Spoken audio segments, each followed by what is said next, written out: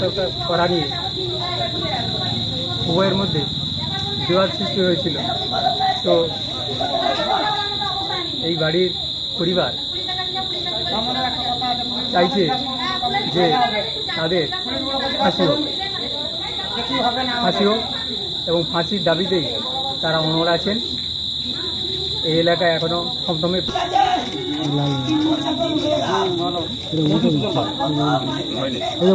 গেছি এই তাপস মান্নার বাবাকে, তার কাছ থেকে এই ঘটনায় তিনি কি দাবি করছেন আমরা জেনে নিতে চাই। আপনার নাম? শান্তি মান্না। আপনার ছেলে তো মারা গেছে, খুবই দুঃখজনক ঘটনা, কিন্তু আপনি কি চাইছেন?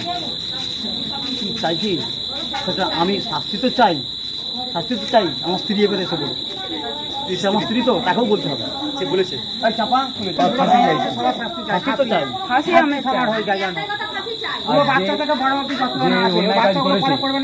আগে কি গ্রেপ্তার করা হয়েছে? হ্যাঁ, গ্রেপ্তার করা হয়েছে। উনি রক্ত খুনি তো হবে। আপনি কি চাইছেন? ফাঁসি চাই, ওদিকে এখানে থাকতে দেওয়া হবে নি, ওদের ঘরে চাবি সিল করে দিতে হবে। আমার ছেলেকে সারা জীবন নিয়ে গেল কেন এরকম অবস্থায় ছেলেটাকে আমার। প্রিয় দর্শক, সে দেখতে পাচ্ছেন এই যে সেই চেরাকাঠ, এখানে চেরাকাঠটি ছিল, এখান থেকে নিয়ে তুতসীরা আক্রমণ করে এবং তার মাথা ফাটিয়ে দেয় এবং সঙ্গে তার মাও ইনজোর্ড হয়, তার মাথায় সালাই আছে। সেই চিত্র আমরা সরাসরি তুলে ধরেছি নিমতলা থেকে।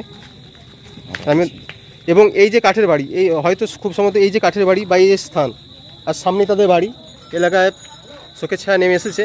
আর এখান থেকেই পাওয়া যাচ্ছে কি সে মালাটা আজ ভোর 3টের সময় মারা গিয়েছে এবং তার ফুল তদন্তের জন্য আমরা পুলিশ এবং পঞ্চায়েতের সামনে ঘটনা বিস্তারিত জেনে নিতে চাইছি।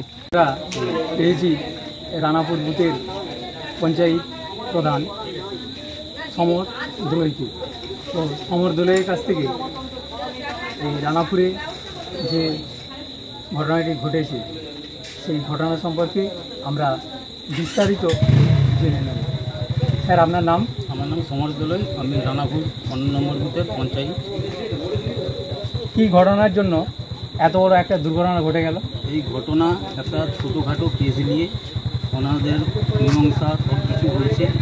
ওরা কোনো পঞ্চায়েত প্রধান প্রশাসন কোনো মানেনি, তার জন্যে ওদেরকে বোঝানো হয়েছে। হঠাৎ রবিবার 14 তারিখ 4:30টার সময় এরকম দুর্ঘটনা ঘটার পর আমাকে জানাই, আমাদের বাড়িতে গেছে, আমি তৎকালীন হসপিটালে পৌঁছাই।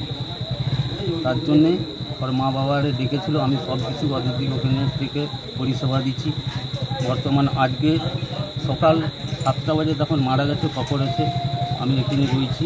আমার একটাই কথা, দোষী শাস্তি পাক, যে মারা গেছে তাদের হয়ে প্রশাসন পুরোটাই দেখভাল করুক, আমার এইটাই অনুরোধ।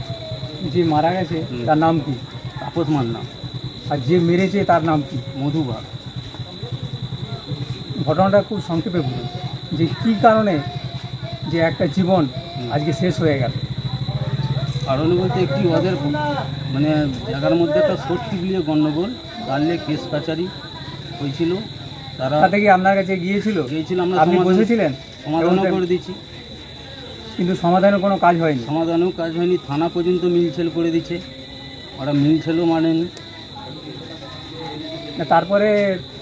তারপরে কি এমন হলো যে একটা জীবন আজকে শেষ হয়ে গেল?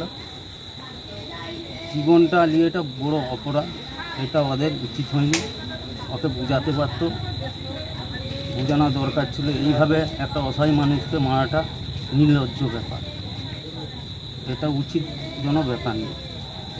আমরা এই মুহূর্তে রানাপুরের পঞ্চায়েত প্রধান সমর দোলইয়ের সঙ্গে সবিস্তারে বিষয়টা জানলাম। যে সমরবাবু বলছেন যে একটা জীবন শেষ করা কখনোই উচিত নয়, এবং তিনিও দাবি করছেন যে প্রশাসন থেকে তার যথাযোগ্য শাস্তি হোক। ক্যামেরায় রাজীব পাত্রের সঙ্গে আমি শ্যামাপদ প্রামাণিক, STSP নিউজ বাংলা, রানাপুর থেকে।